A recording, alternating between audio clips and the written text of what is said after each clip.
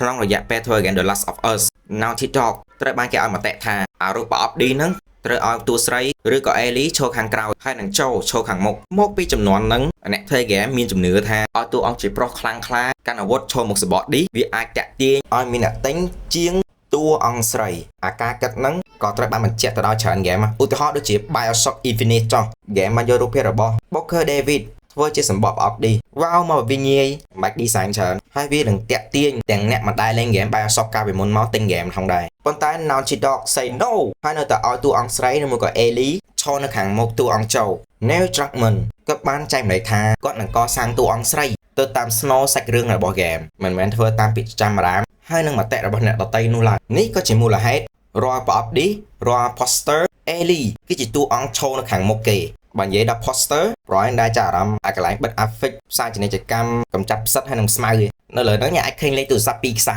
ជាទូទៅលេខទូរស័ព្ទនៅក្នុង game គេដាក់ auto មានយើងតេទៅគ្មានអាណាគេលើកដែរហ្នឹងហើយអាហ្នឹងគឺ game ទូទៅប៉ុន្តែនៅក្នុង The Last of Us វិញ Naughty Dog ដូចជាធ្វើប្រហែសបន្តិចតួចលេខទូរស័ព្ទ2ខ្សែហ្នឹងគឺមានពិតទាំងអស់លេខមួយខ្សែគឺតេទៅការប្រកួតប៉ុណ្ណាំងទូកហើយចំណែកលេខមួយខ្សែនោះទៀតគឺខ្ញុំដាក់រូបឲ្យប្រអែងទាយណាខ្ញុំនិយាយលើនេះអត់កើតនៅពេលដឹងរឿងហ្នឹងពួកគាត់បានបញ្ញាប់បញ្ញាល់អាប់ដេតដើម្បីលុបលេខទូរស័ព្ទពីនឹងចេញតាមពិតទុកលេខទូរស័ព្ទឲ្យចូលក៏បានដែរតាថ្ងៃចុងចប់នៃភពលោកហើយអត់ដឹងតួអង្គឯកហ្គេមនឹងឯកាទេលុបចោលអត់គ្នាសោះ